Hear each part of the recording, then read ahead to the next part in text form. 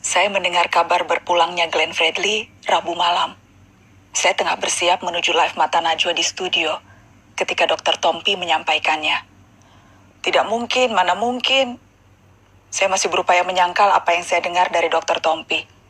Sampai akhirnya saya menyerah dan kami bertangis-tangisan di telepon.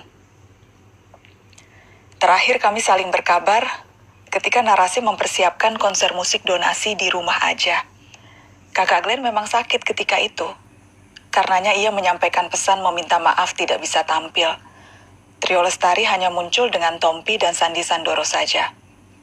Tapi kakak Glenn sempat mengirimkan video rekamannya bernyanyi Rumah Kita. Itu video penampilan terakhirnya, kata Dr. Tompi ke saya. Saya ingat beberapa kali mengingatkan untuk mengirim video rekamannya menyanyikan Rumah Kita. Sudah buat videonya, ditunggu ya kak, kalau belum ada kakak Glenn Fredly belum lengkap video ini.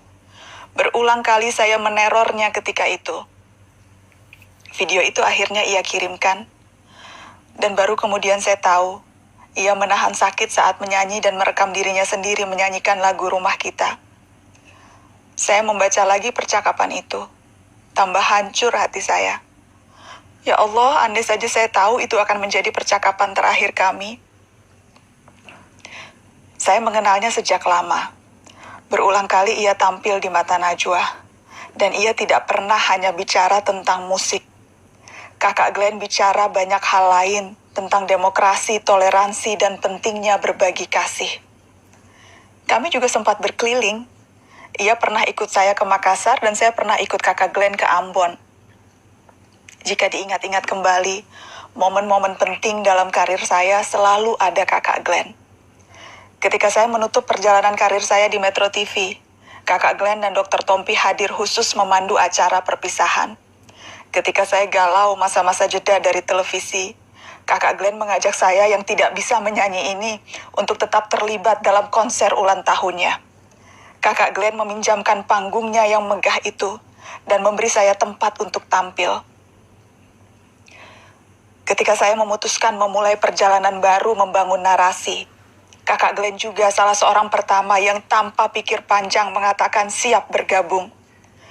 Bermodal nekat, saya memberanikan diri melamar seorang Glenn Fredly, memintanya membuat program khusus bersama Dr. Tompi di Narasi. Padahal bentuk narasi seperti apa di awal-awal itu juga belum jelas. Tapi ia percaya pada kami. Sedemikian percayanya sehingga membatalkan rencananya membuat program serupa di televisi nasional dan memilih Narasi sebagai rumah barunya. Ia sangat populer sebagai musikus yang menembangkan cinta. Lagu-lagu syahdunya minimal pernah didengar sekali dalam seumur hidup oleh penduduk Indonesia manapun. Bagi banyak kaum muda, salah satu atau dua lagu kakak Glenn akan mengingatkan mereka pada satu fase dari masa muda yang mengharu biru. Suaranya menemani banyak dari kita melewati hari-hari yang sulit ataupun baik. Tapi percayalah, hayat dan karya kakak Glenn bukan cuma tentang cinta dalam pengertian romansa.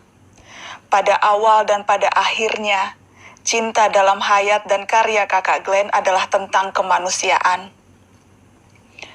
Saya pernah mengajak kakak Glenn tampil di Syihab-Syihab bersama Abi Quraish Syihab. Ketika itu bulan Ramadan, kami bertiga hadir di Masjid Bait Al-Quran, menunggu berbuka puasa sambil berbincang tentang keberagaman dan kemanusiaan. Sesuatu yang selalu dipegangnya sejak kecil, karena ia kerap diajarkan bahwa semua kita bersaudara tanpa melihat latar belakang agama. Ia bahkan pernah menjadi produser dan menulis lagu album musik bernafaskan Islam yang bertajuk Hidayah. Dia adalah sahabat kaum marginal.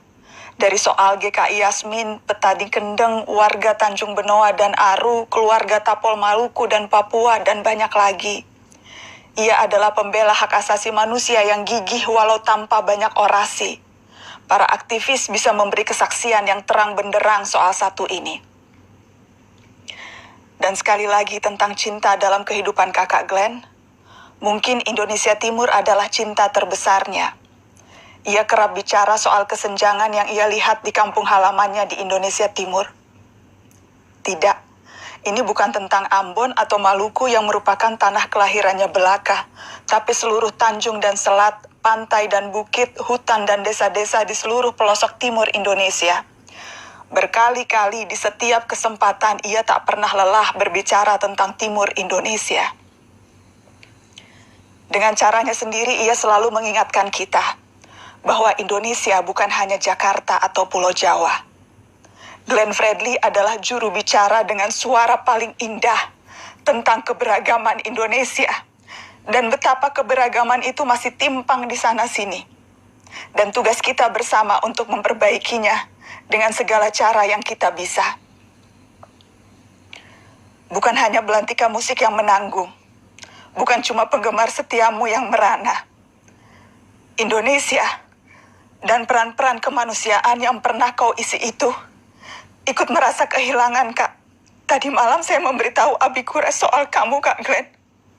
Abi Kures kemudian berucap, kita yakin bahwa rahmat Tuhan yang maha luas menyentuh semua makhluk